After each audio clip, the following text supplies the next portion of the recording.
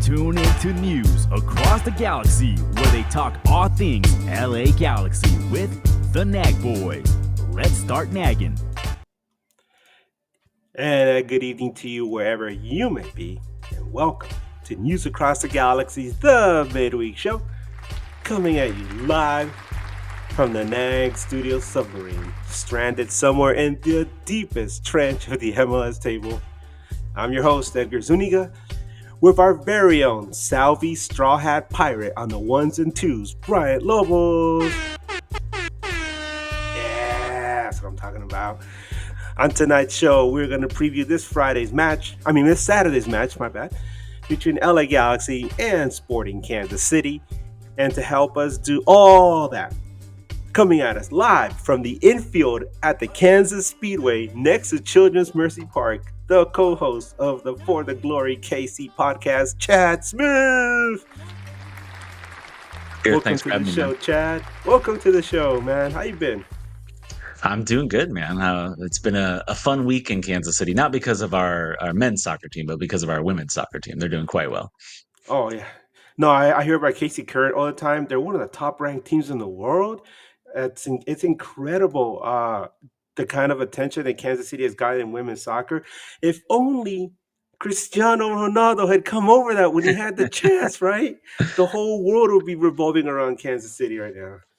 Can you imagine, right? We did an emergency podcast about that one. That was a big deal when that rumor came out. They swear it was real, so who knows? I believe it. I can still imagine it, though. You never know. One day there's going to be a parade, down the river. It's the Missouri River, right? Yeah. Yeah, and he's gonna go past the two flamingos there, and it'll be him, on some skis, and he's gonna jump off the skis and head straight for the stadium. Wow, that would be something. I don't think he's ever coming, but I love your optimism.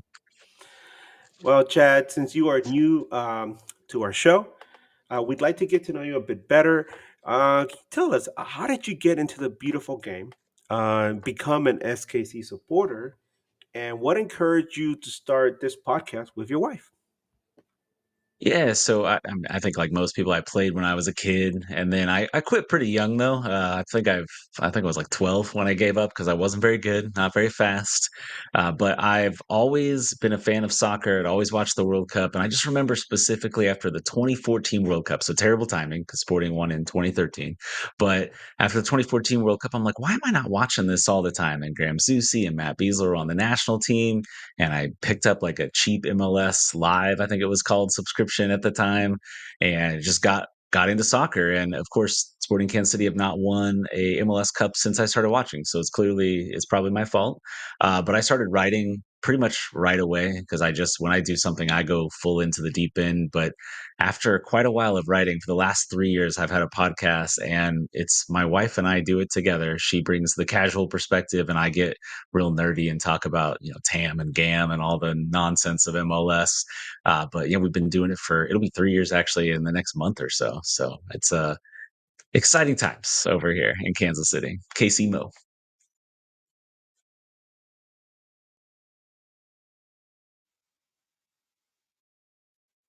My apologies. No, what I was saying, it was really cool that you do this with your wife, because we've had so many different podcasters come on, and it's always a different dynamic with the different teams or how they all met. But I've never seen a husband and wife combo. That must be pretty interesting, especially if you guys have a disagreement about a topic or something. She is not as passionate about it as I would. She kind of likes everybody, and she like when I'm telling her a player's bad, she gets kind of offended about it because she more the fan perspective of she just is attached to every single player, and we have a running gag kind of on the show where when she talks about someone's hair or mustache or whatever, that the listeners need to take a shot. So that's she will always get some hair takes into every episode, even whenever she's like misses an episode here or there, and I'll record with somebody else. The people will be like, "What was Sheena's hair take on such and such from whatever team?" So that's kind of her thing. Very very casual, but it's fun. And we actually have met some other husband and wife podcasters. There's one in Austin, and we do each other's show. When those teams play each other, so that's it's kind of a good time. It's a different vibe because there's a lot of other like deep tactical podcasts and things, and we are not quite doing that for sure. So, since you've been a Kansas City fan, what has been like your most favorite moment at the stadium? You said you missed out on MLS Cup in 2013. So since then, it's kind of been, kind of hard here and there. But what would you say is your favorite moment since then? Yeah, so one cool thing about it is at the time when I got into the team, I was actually living in Phoenix, Arizona. I had moved away for a while, and preseason would be out there every year. So that was cool. I'd get to go there. I'd be like the only media person there, which was very interesting because the KC Soccer Journal, our website that we run. So I'd be over there interviewing coaches and players and things. But in 2017, they made the U.S. Open Cup final. Is in Kansas City. They hosted the Red Bulls. And I was like, I'm gonna fly back. It's a Wednesday. I'm gonna fly back. I flew in on a Tuesday, watched the game, flew out on Thursday. They lifted that trophy. So that was cool just to be a part of it and to see them win something. So I've seen them win 2 US Open Cups since I've been a fan. But again, the women's teams, they've won a couple titles since I've been paying attention. They just won the Shield this week. So thank goodness for women's soccer in Kansas City, or I don't know if I'd have much of anything going on. So No, you mentioned the Open Cup, and LA Galaxy won a couple of Open Cups in the past. The last time being 2005. I was there for that one. And I always tell people, especially these days when you have U.S. Open Cup stacked up against League Cup, and I tell them about how cool it is to have not just the Open Cup, but have an opportunity to win it, because it's not just teams that are within MLS, but all the teams across the country, the best of the best, are there. And to be able to lift that trophy, which has so much history, more than 100 years now, is quite a feat. And like you said, you got to see Kansas City do it, and it's really momentous, isn't it? If to me, it felt like it was almost like winning an MLS Cup, but it's just like a different feel. I don't know how to describe it. yeah, I would say because the local fans they're excited about it, right? When you win a trophy, you're excited, but they'd always be like, well, it'd be nicer to win a Supporter Shield or to win an MLS Cup. So it's downplayed a little bit. And I think it's just because a lot of teams are playing their backups until a certain point in the competition, and then if you've survived, then you're playing your starters and really going for it. And Peter Vermees, when he was still the coach, like he cared about it. He would go pretty hard for those. He made the finals in what was it, 2023 at their 2024 actually. Yeah, we made the finals last year, lost to LAFC and hung close with them until the very end, even though Sporting were absolutely terrible last year and missed the playoffs, but they hung around with LAFC. And a couple years before that, they actually got bounced by Sacramento in the semifinals, which was extra painful because you're losing to a USL team. You'd had a chance to play. They were going to play Orlando City, which is their old USL affiliate from back in the day. Like, we used to send players down there before they were an MLS club. But it's not as prestigious, but it's still cool. And yeah, like you said, it's called the Lamar Hunt U.S. Open Cup, and Lamar Hunt's helped start that team, the Wizards, back in 1996, or the Wiz technically back then. And so there's just extra history. He owns the Chiefs, or his family owns the Chiefs, so there's this rooted in Kansas City a little bit there. Yeah, you mentioned the importance of Lamar Hunt. I know that he was such an important figure, not just with the Kansas City Wiz. Can't beat the Wiz, right? No, they got in trouble for that. um, Yeah, they had to change their name after 1 year. So, you know what's funny? That store that was in New York, they don't exist anymore. So oh, is that right? I didn't even yeah, realize that. they're no That's why they got longer sued, right? yeah, they're no longer in existence. So if Kansas City really wanted to, they can be like, we'll take that back. Kansas City Wiz. But they've had some cool Wiz retro merch in the last few seasons, so maybe they have bought it back. Who knows? No, I really like the Wiz stuff, because those 96 kits, I mean, the LA Galaxy ones were pretty unique, but the Kansas City ones, that was pretty bold to have, the little rainbow right there, different Right. colors. It was so different. Adidas did a fantastic thing, because a lot of the Nike kits had almost a cookie cutter feel to them. They had like a certain templates, but Adidas went all out and gave Columbus, Kansas City, and DC United three different distinctive kits that to this day are considered classic. Very Yeah, beautiful. iconic. So you mentioned Sacramento in the Open Cup. You know who got bounced out of the tournament right before Kansas City? We did, by Sacramento. Oh, we can share that then. Okay. Yeah, yeah. No, they were pretty good that year. They just ran out of gas against Orlando in that final. But Yeah. that was a pretty good team. I feel real bad for Sacramento. I felt like that was one of those clubs that was meant for MLS, and then the pandemic came, and just some people got cold feet, and that was the end of that. And I still feel that Sacramento was built for MLS, but who knows if that train will ever come by that station ever again? Because these days, looks like Don Garber's looking for a lot of money, and I'm sure he has his eyes set on some place like Vegas, since so many major league teams are heading there now. They got the Vegas Knights, they got the Raiders, the Athletics are heading there, and who knows? Yeah. Maybe MLS is heading there soon. Maybe the NBA as well. Yeah, I mean, when they're paying $500 million expansion fees, that's probably not coming out of Sacramento, but you never know. Yeah, I never know. So, one of the most important players from LA Galaxy's championship season last year was Dejan Jovelic, who but a lot of people had certain complaints about him during his time here. He had a fantastic breakout season in 2020 through 2022. In 23, he had an opportunity to showcase his abilities in the absence of Chicharito, but he kind of stumbled.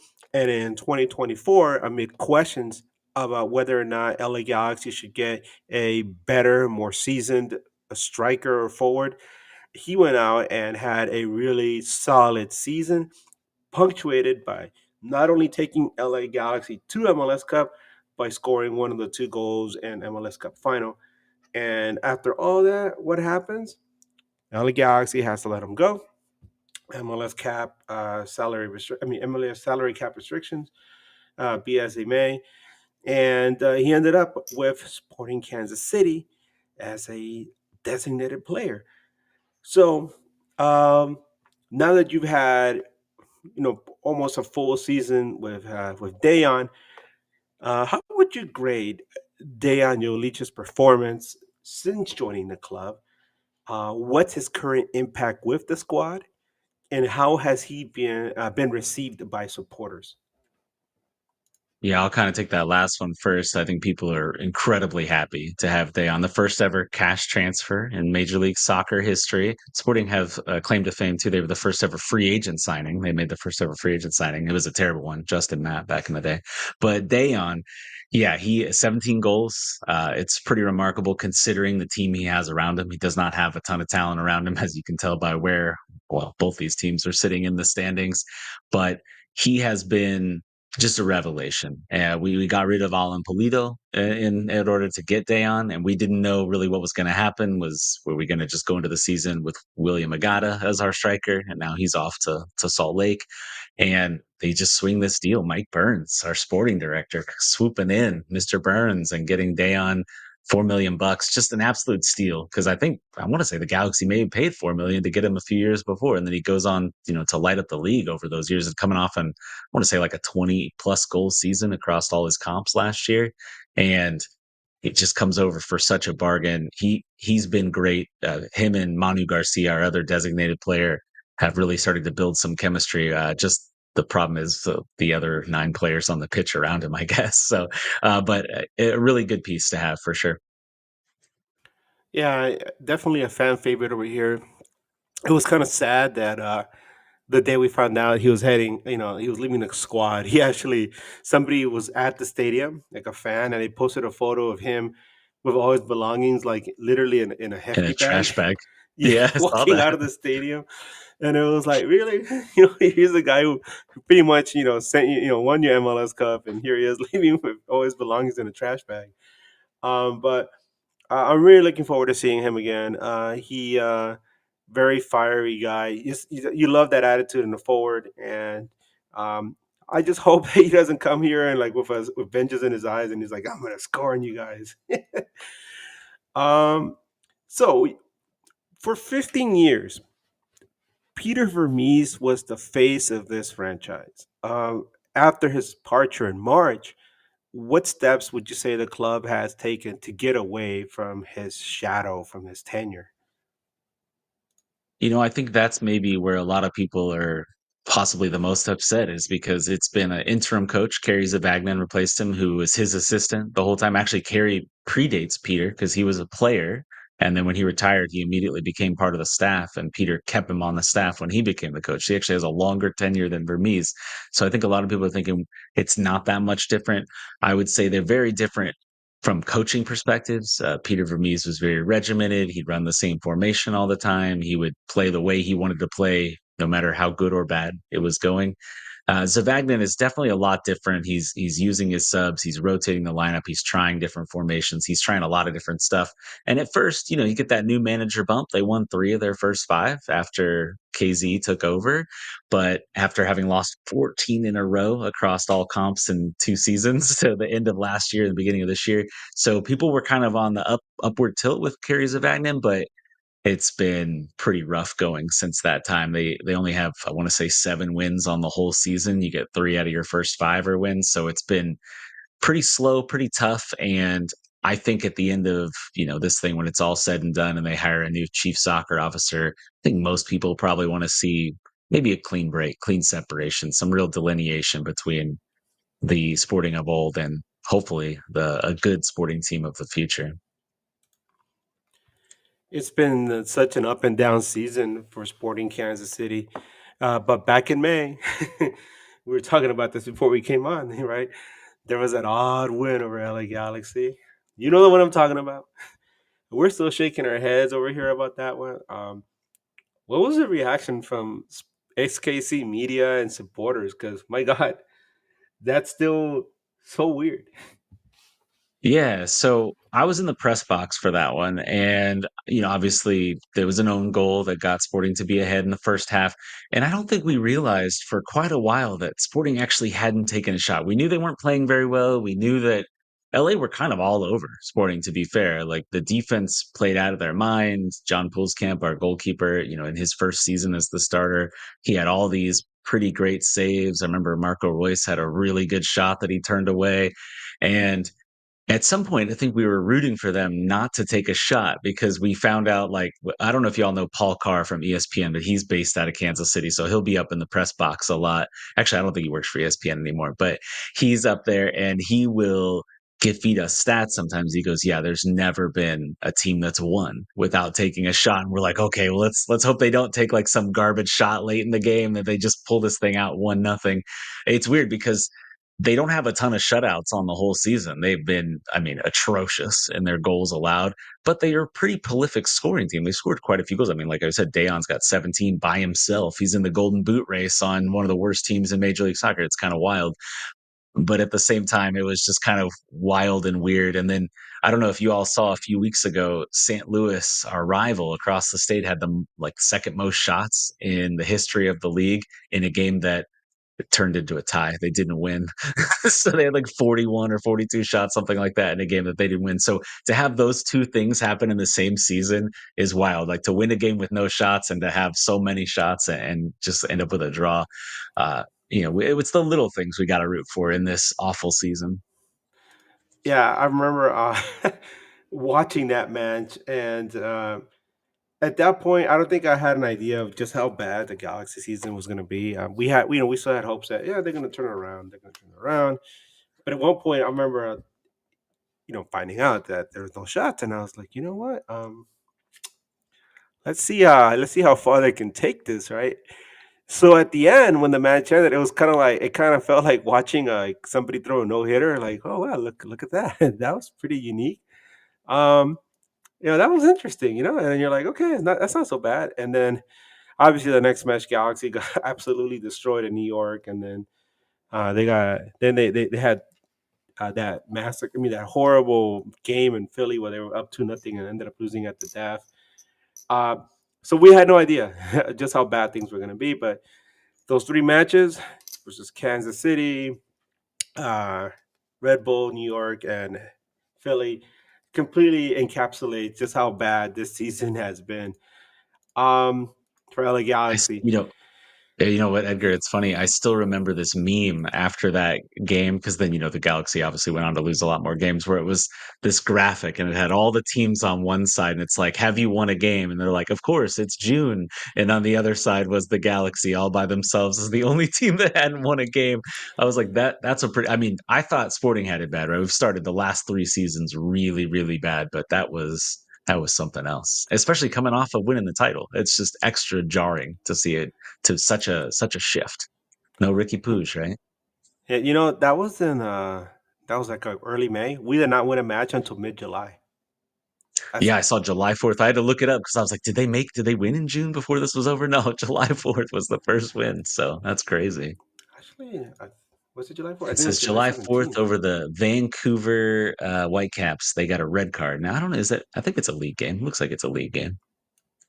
Okay. Um, Interesting. I thought it was earlier than that, but anyway. So recently you mentioned how bad things have been with SKC, right? SKC has sunk in the West. Um, you guys are in the midst of a 10-match run with only one win and one draw. You kind of touched on it a little bit already, but what went wrong so fast? Oh, I mean, it's been just so many things going wrong, but I think the defense is probably the thing that people draw most attention to. Obviously, defense is not just played by the four guys on the back line. It's going to be everybody kind of working together. The midfield has been a mess at times this year. It's just an accumulation of things, right? Our two designated players have been pretty good, but almost no one around them has stepped up. There's like all the guys that are from like third to I don't even know how far down the roster of highest paid guys. Most of them are not contributing at the level of their salaries. You hit on your DPs, that's important, but you got to get some decent guys around them. So I would say the defense, the coaching change doesn't help, right? You unseat this thing, which is very weird, right? They hadn't spent any money. They hadn't spent money in years. No transfer fees, no nothing. And then they finally do it and fire Peter Vermees after 6 games, after finally letting him spend. And he kind of kept quiet about them not spending money and stuff. So it was a very weird season. A lot of people were, long past the point where they wanted to see Peter Vermees fired, but it seems to me they did it at the exact wrong time. Like either do it before you're going to make all these moves or let him at least have, a good chunk of the season to see if he can all these new pieces, 6 games in is not really a lot of time to figure out what's going on. Although when they're all 6 losses plus 2 to Miami and the CONCACAF Champions Cup, it's not great. but yeah, I would say the goal scoring is pretty good. It's just set pieces, defense, lapses, just lack of effort at times. Kind of, they fight their way back in a lot of games, so that's nice. Last week is the first game I felt like, man, have some of these guys actually quit? And that was the one where they were eliminated from the playoffs, but they knew they were going to be out officially, basically at that point. Wow, that's pretty rough. You said they feel like they quit. Um, I think a lot of Galaxy players quit after that game in Kansas City, just because of I the guess body 7-0 language. the next one up. Yeah. Yeah, yeah, no, it was pretty bad. So let's start getting into this match. Aside from Dejan, who's had the greatest impact on the club this season? Yeah, so Dejan's probably right at the top, but then the next guy up that you should be aware of if you haven't heard about him yet is Manu Garcia. So he is our number 10, our other designated player. We just have 2 DPs. He has actually been a little banged up. They got an injury, you know how it is. These guys coming over from Europe. He came over from a club Aris in Greece or Eris in Greece. And so he's playing like 18 months straight, right? Because you don't really get any time off with the way the calendars don't align. And he gets over here, picked up an injury a little bit ago, but he is like the leader of the team in assists. We don't typically play with like a traditional number 10 attacking midfielder, but he's the closest thing to that on the roster. He is constantly looking to go forward. He just recently returned. So it was like a totally different team when he subbed into the game last week against the Whitecaps. They were already down 2-0 by the time he came in because he's kind of rehabbing from injury, only got a few minutes. But if he can play a half, maybe that would be something to look out for because they just don't really have anybody else that can progress the ball into the attack other than playing long balls and things like that or playing it out wide and having the fullbacks bring the ball forward. So having somebody in the midfield that is just constantly looking to move forward, it's such a shocking change from everybody else on the team who is always passing laterally or backwards. It's really he's fun to watch. He's only 27, so he's not too old. He's kind of in the prime of his career. So hopefully him and Dejan can work together for years to come. And maybe we could beat the Galaxy this week so that we don't end up with the wooden spoon because that's really my horror. We've never won it in all these years, and I'd like to keep that record going.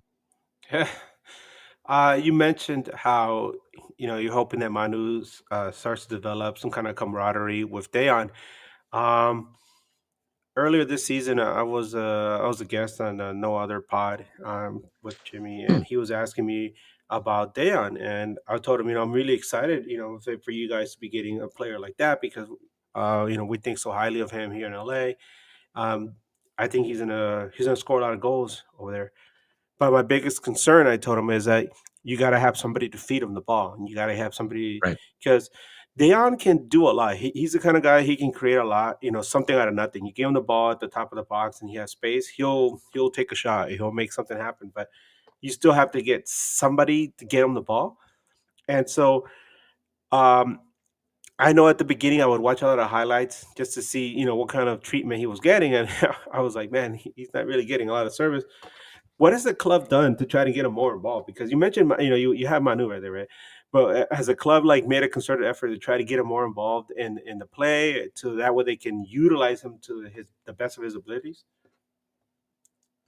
Yeah, I would say, I mean, they're trying, but it's obviously not working very well. Kerry Zavagnin, the interim coach, he has done a lot of different things to try to get Dan involved. They played a two striker system a few times over the last couple of months, just trying to get something going. And he's built a bit of chemistry with the other two guys that play striker.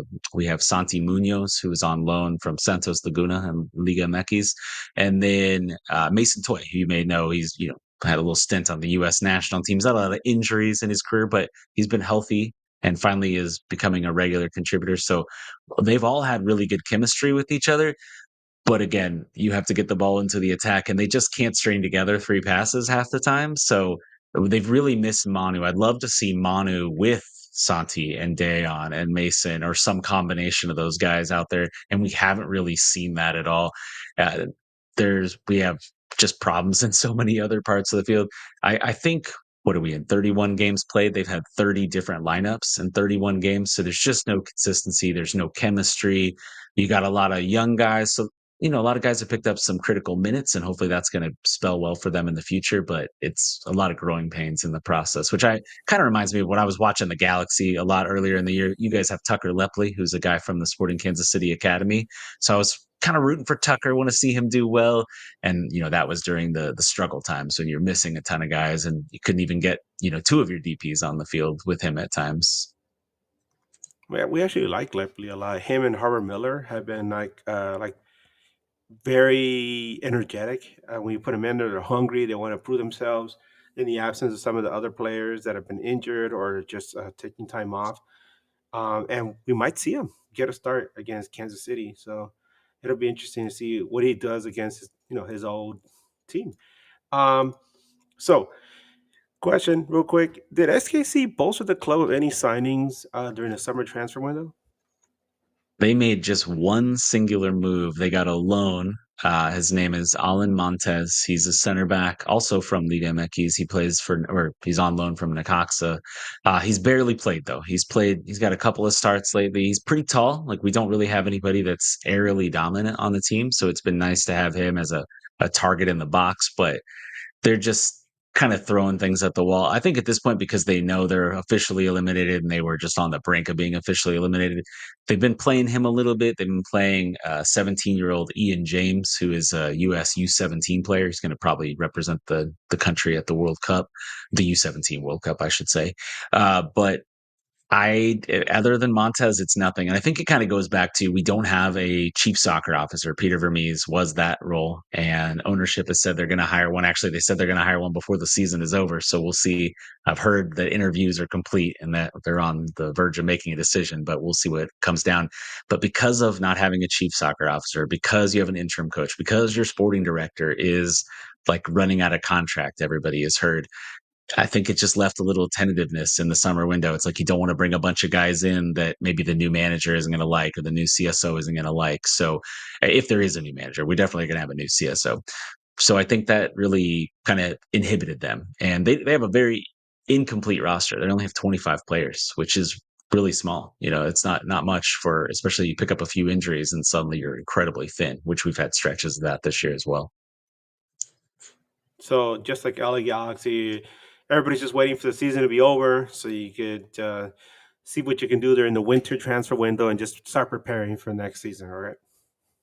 Yeah, we have 17 guys coming out of contract after the season. Now, that's, some Wow. guys are loans with purchase options. Some guys have contract options that can be picked up, and a bunch of those guys are just straight up out of contract. So I think the Sporting Kansas City team that takes the field in 2026 is going to look a lot different. And a lot of these guys are not going to be back. Basically, everybody is at the point where they just kind of want them to blow it up, but it's not realistic that you sign 17 new players in one off season. So some of those guys will, of course, be back, but it's going to be incredibly different. And we all just cross our fingers. Like, you look at teams that go from terrible, like Cincinnati were terrible, and then they're competitive all of a sudden. So maybe that could be Sporting. We'll see.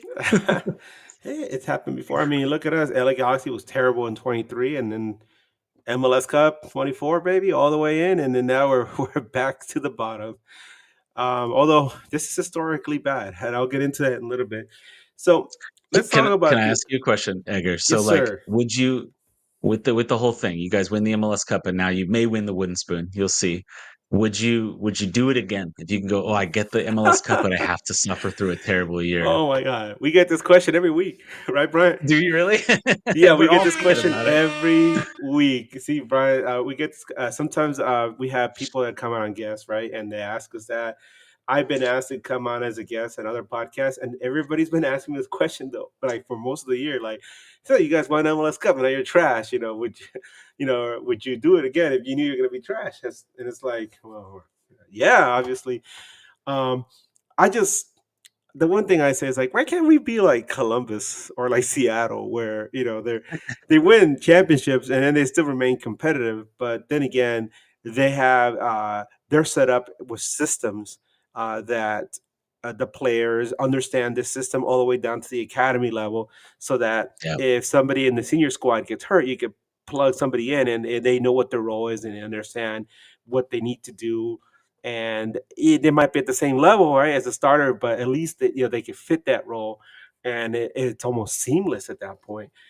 LA Galaxy doesn't have that right now, and so and with all the turnover from last season, losing players like Dejan, I mean, you don't replace a Dejan with a Christian Ramirez, right? Uh, right. that's that's terrible. Um, so it's we sorely miss him. So let's get into this match. Table positions. Galaxy currently last place in the West, last place overall in MLS. It even rhymes. We do have a game in hand over CF Montreal, 3 points right below them. Meanwhile, Sporting Kansas City, 14th place in the West, 26 overall in MLS. The all-time record across all competitions between these two teams is a lot closer than you would imagine. 82 matches. Galaxy has 33 wins. Sporting KC has 30. 19 draws between both. Galaxy has outscored SKC 134 to 119. All time at home versus Sporting Kansas City. There have been 39 matches. Galaxy has 22 wins. Sporting Kansas City only 8 wins, 9 draws, and Galaxy has outscored SKC 80 to 51 at home. Um, if you're talking regular season, 35 matches. Galaxy has 18 wins. Um, Kansas City has 8 with 9 draws between them. The last time these two teams obviously played was May 4th, 2025. We spoke about it earlier. This match was at Children's Mercy Park, where Sporting Kansas City won 1-0. The LA Galaxy defense completely shut down SKC, but forget not allowing a shot on goal. Galaxy didn't even allow a shot at all. Nevertheless, they still lost thanks to an own goal by Galaxy captain Maya Yoshida in the 13th minute. Just some statistics. Galaxy outshot Sporting Kansas City 11-0, had 12 corners to 1, and held 71% of the possession. And to rub salt in the wound, both Gabriel Peck and Joseph Paintsil left the match with injuries. Oh my God. Um, the last time Galaxy beat Kansas City was on June 15th, 2024. Goals by Dejan Jovelic, Peck, and Paintsil, and Miguel Berry paved the way for a 4-2 Galaxy victory. Um, Player availability report. We don't have the official one, which will probably be released tomorrow and early in the day. but we can kind of speculate. I think for real that Ricky Puig is out for the season. I'm not. I don't know. He might come back. No, for real. He's done for the season. Although he might make a cameo appearance at Campeones Cup. Julian Alde has been nursing a foot injury. Emilio Garces has also been nursing a lower body injury. Mateos Nascimento's been dealing with thigh and groin issues. Marco Royce is listed as questionable. Hopefully he plays because it is Marco Royce bobblehead night. Chris Ramirez has also been listed as questionable, but the one person that we know is not going to be there is Galaxy manager Greg Benny, who's going to be out serving a suspension for yellow card accumulation. That means that assistant captain Dan Kalicman will be the man in charge. Carlos Emiro Garces, Isaiah Parente, and Lucas Sanabria are also one yellow card away from suspension. What about from the Kansas City side of things? What can you tell us, Chad? Yeah, so again, same thing for us. We don't have an official injury report yet. So we're kind of living off of last week's one. The only real starter that's not going to be available probably is Daniel Shalhoub. He took a really bad tackle that was just given as a throw a couple weeks ago, and he said a ligament snapped in his foot. It's just listed as an ankle injury on the official injury report. So I suspect, why push it with him? He's under contract next year. He's one of the more talented players on the team. The only other guys that I'm aware are injured are Andrew Brody dealing with a quad injury. He's barely played this season, and then Joaquin Fernandez is a center back who, again, he's about to be gone. Both Brody and Fernandez probably won't be on the team next year, if I had to guess. Both out of contract, and why would you bring back guys on this terrible team? But everybody else should be at least quote unquote available. I mentioned Manu Garcia is working his way back from a leg injury. He's probably going to have limited minutes. Eric Tommy's been on a minute limitation as well, one of the more talented guys on the squad. So I suspect hopefully Tommy has the enough go to start, and then Manu can maybe replace him depending on how they line up. They switch formations almost every week, so we can get into that a little bit too. But their tactics are tough to know what you're going to see from week to week. They're just throwing stuff at the wall. Yeah, Thami's one of those players that I really enjoy watching. Also, Shalawi. That's too bad if Shalawi, won't be there because I feel like when he's healthy and yeah, Thami is there as well, SKC can be a pretty potent offense and give teams some issues. But um, unfortunately, let's talk about Galaxy. How the Galaxy stacks up tactically. All right. What strength that this team has? It's such a terrible season. Well, Galaxy is pretty decent at shooting from direct free kicks. Galaxy likes to counter here and there, and they do mount comebacks. I know it seems kind of weird, right? But they did. They did it against Houston. They did it against Seattle, and they kind of almost tried against FC Cincinnati. Uh, but when you're talking about weaknesses, Chad, you're gonna smile because my God, this team is bad at aerial duels. They're bad at defending against long shots, defending against attacks down the wings. They're bad against defending against through ball attacks. That means they're bad at defending. Period. They're bad at avoiding individual errors, and they just cannot stop opponents from creating chances. My God, um, this team style of play, they attack down the right a lot. They take a lot of long shots. They try to make short passes and try to keep some of that possession football. And here and there, they like to spread the field, play with some whiff. But overall, it's just been a difficult grind for this team. You'll see that if Paintsel and Peck line up, they're going to be trying really hard to make things happen.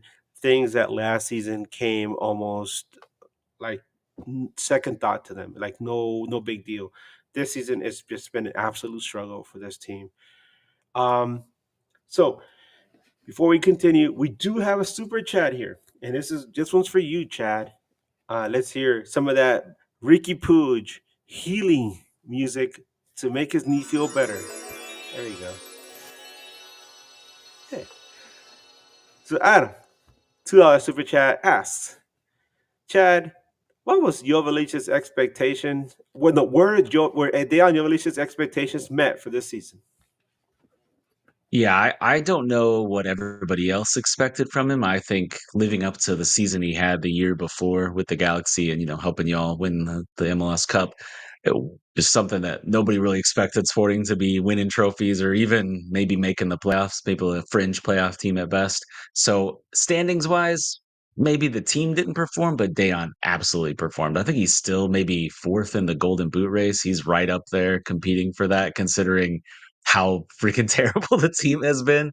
17 goals, like we talked about before. And what I always tell people is like, whatever your expectations were for Dejan coming into the season, is Sporting somehow got Chivas to buy Alan Polito from us, despite him being horrendous over recent seasons. And then because that happened, that kind of opened the door that they needed to add a striker, and you get Dejan Jovelic. So from day one, even if he doesn't do hardly anything, he's already doing better than Alan Polito has been doing. So I think that expectations were kind of low. There was some talk. I don't know if y'all heard this. Andrew Wiebe, when they did Sunday Night Soccer here a few weeks ago for the Austin game, he put out something saying that Sporting could free up their designated player spots, and we were all like, "What are you talking about? The only way to do that, they're all signed. I mean, they could add a third one, but they was talking about all three could be freed up." And he said, "Oh, if they sell Dayon or they sell Manu." And so I of course had to write it up as an article for the KC Soccer Journal and see like, what do you think? People were like, I will riot. I will light myself on fire. So people love Dayon already. There was Yeah. the guy that said he'd light himself on fire. A bunch of people below it was like, I will also light myself on fire Oh outside of my Children's God. Mercy Park. So I was like, well, guys, don't hurt yourself. If somebody comes along and offers like 15 million for the guy, they'll probably sell him. But I think they're kind of attached. That's my shortest way of saying that. Nah, we love Deku too. Fortunately, no Galaxy fans set themselves on fire That's when good. he left. But I don't know if if you knew this, but he's an avid chess player, one of the top Yeah. ranked chess players in the world, and he has his own channel on YouTube, which is fascinating. And you watch some of his chess battles. It's really interesting to see him to the side of him because you're so used to seeing him as a footballer, right? And then you get this glimpse into his personal life and some of the other things that he does, and you're like, wow, this guy's a pretty well-rounded guy. He's like a Renaissance man almost. Oh, and look at that, we have another super Oh, chat. Adam, a listener. Okay. Yeah. Thanks, Adam. So, um, yeah, I will tell you the day on thing too about playing there chess. you So go. Sporting Kansas City does this reoccurring segment behind the shield where usually they would talk about the results of the matches and show highlights and behind the scene footage. But because the team is so bad this season, they've just focused on the players and like extracurricular stuff. So they did a whole thing with him playing chess at like the Kansas City Chess Club and him going in there and basically dominating everybody because again, he's very talented, very cerebral player. So very cool for him. Yeah, I mean, what does that tell you about LA Galaxy? Last season, we had somebody like Dejan Jovelic, like you said, very cerebral player, right? He very tactical in the way he thinks, right? Not just with chess, but also I'm imagining also on the field. We also had a player like Mark Delgado, who has a very good high footballing IQ, and we ended up losing him to LAFC. So you lose these two good minds, and then you also have Ricky Puig, who has been absent the entire season. My God, Galaxy was gutted, and it just the team just was not able to recover. But like we said, going back to the super chat, Adam, $5. Thank you so much, Adam. He says, by the way, I listened to Chad's podcast for the Glory KC. So you got a fan right there, a Galaxy fan that listens to your podcast. I love it. Thanks, Adam. Thanks for listening. You can listen to the nonsense my wife and I get up to on those episodes. So I mentioned LA Galaxy's tactical, acumen. I mean, resume is incredible, right? What can you tell us about Kansas City as far as like strengths, weaknesses, and how the team lines up? Oof. Okay. So historically 4-3-3, and for the longest time, even after Kerry Zavagnin took over this season, they were running out of 4-3-3 every week, but things would go wrong a lot and they would be very flexible, willing to change mid-game. We've seen them in a back three at times, never starting in that formation, but flipping into that in the middle of a game, which I'm dying to see that more. We don't have anybody that can really play fullback on this team, but we have a lot of guys that I think would be really talented wing backs because they don't really like to defend, but they love to get forward. So we haven't seen that as a starting formation. I have my fingers crossed, but that's probably not going to happen. I'm not going to hold my breath. The last few weeks, they've rolled out a 4-2-3-1, so they're playing with more of a double pivot in the midfield. We're historically a single defensive midfielder team, and they have Nemanja Radija, who plays that position, but he has barely played this season at all. They've been letting Jacob Bartlett, who's only 19, man that position alone, and it just wasn't working very well. So in recent weeks, we have these are going to be underwhelming names to anybody that's not paying super close attention to Sporting KC, but Jake Davis and Zoran Basong have been playing in that double pivot, and they look a lot better. Basong is coming off probably his worst game of the season, but he's been getting call ups to the Canadian national team. He's like our only guy that's getting international call ups on a regular basis. So probably we'll see that double pivot again. The center back pairings have literally changed every week, but I'm kind of hopeful they go back to the combination that worked so good against the Galaxy last time with Jansen Miller and Robbie Volliter playing center back. They're both pretty young, they're athletic, they can cover for the mistakes of the fullbacks who find themselves out of position too often.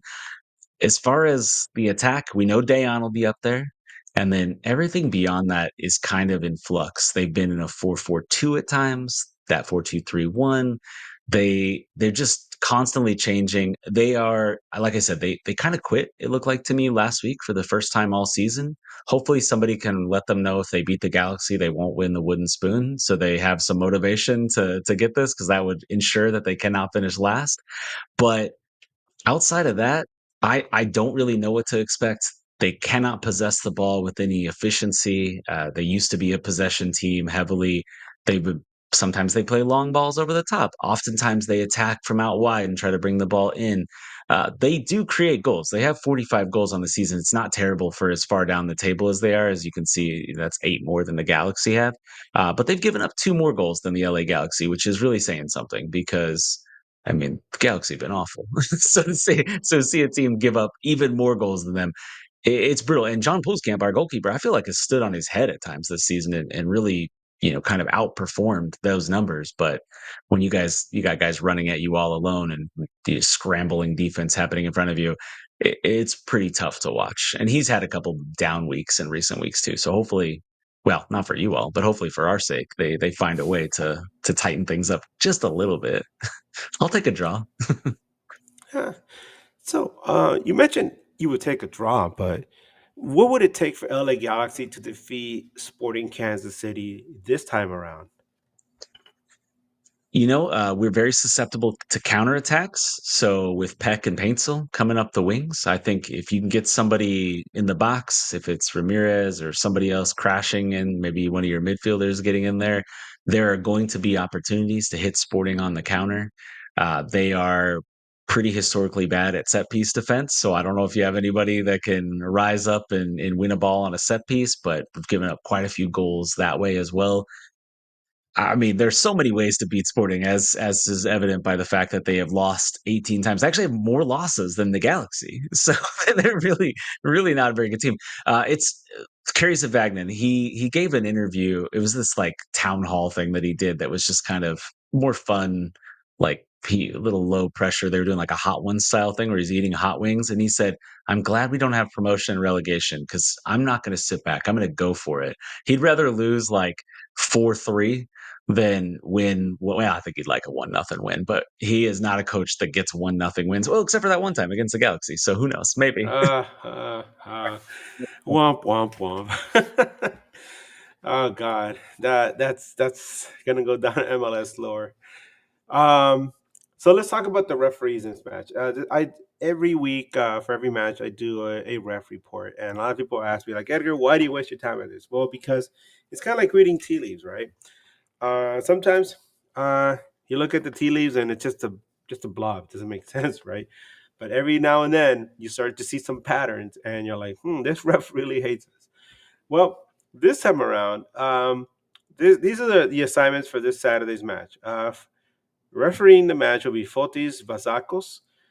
For a lot of Galaxy fans, you might remember he was in the Philadelphia Union match that he could not finish the match. He had to be subbed out, which is kind of interesting. Um, how often you see a ref getting subbed out of a match? Well, that was him. Bazakos has refereed in NASL, USL, US Open Cup, and he has one international friendly. Since 2012, he has refereed in 171 MLS regular season matches. 10 of these with LA Galaxy, who have one win, three draws, and six losses with him. But that was one win and one draw with zero losses at home. He has also refereed 13 Sporting Kansas City matches for a record of four wins, three draws, and six losses. But one win, two draws, and three losses away. Vazasco's last LA Galaxy match was a 3-2 loss to Philadelphia Union, like I mentioned, away. That was a match where Galaxy lost at the death. That was on May 14th earlier this year.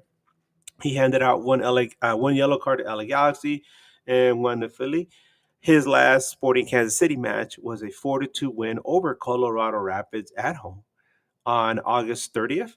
He handed out two yellows to Sporting Kansas City. This is going to be Vazakos' 12th MLS match of 2025. So far, he has handed out 41 yellow cards, including one red for a second yellow, for an average of 3.73 per game. Not too bad. He has awarded only three penalty kicks this season. So not that bad of a ref. Usually we get some pretty crazy ones where they average like seven yellows a game. This guy seems pretty chill. Um, so here you go, Chad. Since you're a guest, you get to go first. You already mentioned what you want, but prediction, sir. Yeah, I'm very concerned that Sporting will continue to lose. You mentioned that Fotis Pazakos Colorado game. That's their last win. Their last two wins, I believe, are against the Rapids. Thank goodness for Colorado. Sporting would have even less wins. But I I don't see them going on the road winning. You mentioned the road record before. Sporting have been pretty abysmal. I mean, they've been pretty abysmal across the board, but particularly on the road. They probably did not deserve to win the game that they beat the Galaxy earlier this season. I mean, how do you win a game without taking any shots? That's insane. I looked it up. That was their only 1-0 win the entire season, by the way. So not a lot of shutouts coming Sporting KC's way. I don't know how you keep Peck and Paintsel from creating chaos when you are so bad in transition defense. I hope they can at least inch out a point. If they could win, then who cares what happens the rest of the season? Play the kids, whatever, let them get some minutes. But I have to think that the Galaxy are likely to beat Sporting. And I think Sporting fans will be a little surprised because I think they look at the Galaxy and think, oh, they're horrible. But they've picked up a lot of their points in the second half of the year because they had so few points at the beginning of the season. So they're actually in much better form. Had that run in the Leagues Cup. Sporting wasn't even in that competition. They were just sitting around on vacation and stuff during that. And I think the Galaxy probably find a way. If you make me pick a score, I'm going to go with the classic 2-1. That's my favorite score to pick all the time. I think this is going to be a shootout. At least I hope, right? Because in the past I've said, "Oh, I expect a shootout," and it's like a 0-0 draw, and it's like, what the hell, man? Or I'll say, it's going to be a scoreless draw, and it's like 7-0 or whatever. No, I'm just kidding. No, but this time around, I do expect a shootout. I think, man, it's rare when I do this, but I'm predicting an LA Galaxy win. I say Galaxy will win 3-2 at home. Dejan's going to score at least one of those goals. And it'll be interesting to see if he celebrates. I wouldn't be surprised if he does his little, pistolero celebration, and then he does it throwing up some birds, instead. That'd be funny. But I don't feel I'm like just he really would do looking. that. Uh He huh. seems like a good guy. I don't think he'd flip I off your know. crowd. I'm just joking. I really like Dan. A lot of fans here love Deku, and we miss him a lot. And it'll just be nice to see him again. I'm pretty sure he's going to get really warm ovation from the crowd. And I mean, if he scores, you'll probably hear a large groan. But um, I think it'll just be nice to see one of the heroes from last year make his homecoming. I mean, not that he's that LA is his home anymore, but he's always going to have a home here anyway. Um, but you mentioned the importance of this match for Sporting Kansas City as far as getting that win and creating some distance to keep LA Galaxy with the wooden spoon, at least in the West, because Montreal still has a solid shot. Um, let's talk about how bad this Galaxy team has been. Right, we talk about it this whole season, right? So a lot of people point to the 2020 season, right? And in 2020, they at least won two away matches. One of them against LAFC and one against Portland. This LA Galaxy team is on track to go winless on the road the entire season. They still have a match against Dallas on the road, and yeah, I don't think they're going to win that one. It's like the middle of the day. Um, and in 2017, which was a lot of people remember it as the worst season ever, they at least won five of the first eight away matches, with the last one coming on June 21st, and then they went winless on the road the rest of the season. Um, so those were some of the historically bad LA Galaxy teams, but my God, this team this year, this 2025 team has won only roughly like 13 or 12% of their matches. On the road, they have like zero wins, seven draws, nine losses. At this point, they're projected to win only somewhere between four and five matches and maybe get 10 draws for the rest of the season for a rough estimate of somewhere between 21 and 23 points, making this potentially the worst Galaxy team ever, even below the standards of that 2020 team with the shortened season. So you asked me earlier. This is the question everybody asks all the time. Knowing how bad they've been this year, if somebody would have told me, "Hey Edgar, you guys are going to win the sixth MLS Cup," would do you mind if the team had the worst season in team history afterward? Yeah, like that. Yeah, sure, why not? But the thing is, that would have been foresight, and now, we having to live through it. It's pretty rough, right? I think if the team rebounds well next season and does well, going forward, we can look back at 2025 as just like, what the hell was that, right? And just kind of laugh about it and turn the page on this very odd, strange, weird season in the abyss. But hey, maybe Sporting Kansas City can still keep us some company. That'd be great. Because when you're down here in the deep, you need all the company you can get. So, Chad, thank you so much for coming on. Any parting words for, like you said, Adam? Adam here is like he one of our listeners. He's a big fan of your podcast. Um, any words for the Galaxy fans out there right now that maybe might want to get some Sporting Kansas City information? Where can they find you on socials? Yeah, so I'm on Twitter at Play for 90, or if you're on Blue Sky, I'm at Chad C. Smith, or on pretty much all the social medias. The podcast is at For the Glory KC, Twitter, Facebook, Threads, Blue Sky, all of it. And if you want to check out our writing, kcsoccerjournal.com. I'm the associate editor over there. So we have content on a good team. So if you want to hear about our women's team, the KC Current, there's good stuff to talk about. But a lot of Sporting KC coverage, even though it's a down season. We're always optimistic. We're only a few games away from being 0-0-0 again, and optimism can shine through as they replace the half of the roster, give or take. I think I think that's what it's going to take for LA Galaxy as well. Replace like half the roster, start fresh from scratch, bring Pooch back, and just surround him with a bunch of players hungry to try to get that seventh star. Um, but as far as Sporting Kansas City, I always have a very warm, special place in my heart for Kansas. Like I said, I lived out in Wichita in 1999, and I just love that part of the country. A lot of people that live in big cities like LA, New York, may never get the chance to travel through there or live there. It's a very unique place. It has its own charm. The summers and winters can be brutal, but there's nothing like amazing like waking up on a fall morning in the Midwest. It's something special about it. But I see you nodding, and you know what I'm talking about. It's just there's something different Yeah. in the air right out there.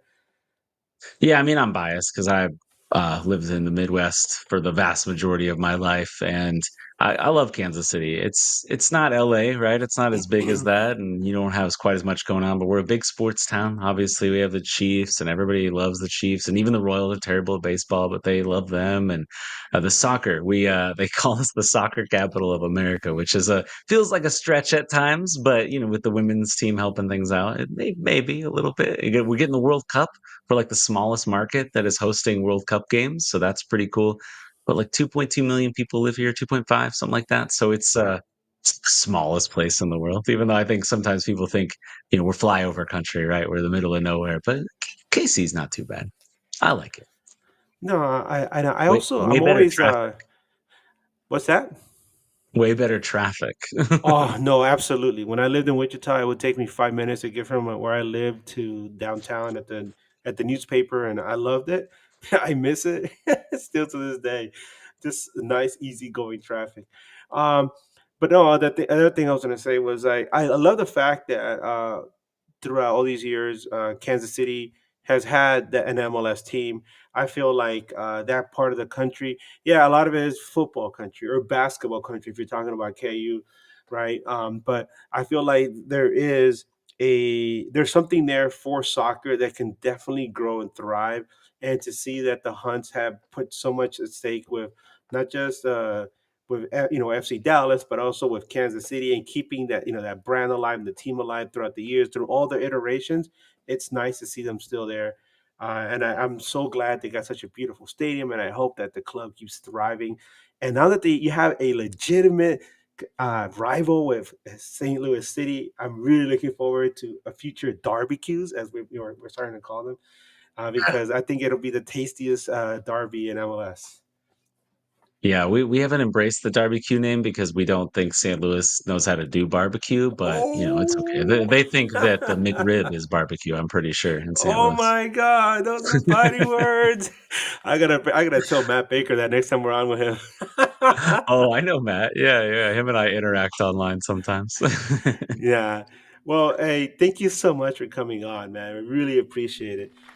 So Yeah, from me and Bryant and the rest of the News Across the Galaxy crew and all our viewers, we thank you once again for hanging out with us tonight. Chad, we really appreciate your time. And thank you so much for joining us. We look forward to chatting with you again in the future. And as we always say out here, keep on nagging and Wu Tang for life. Let's go.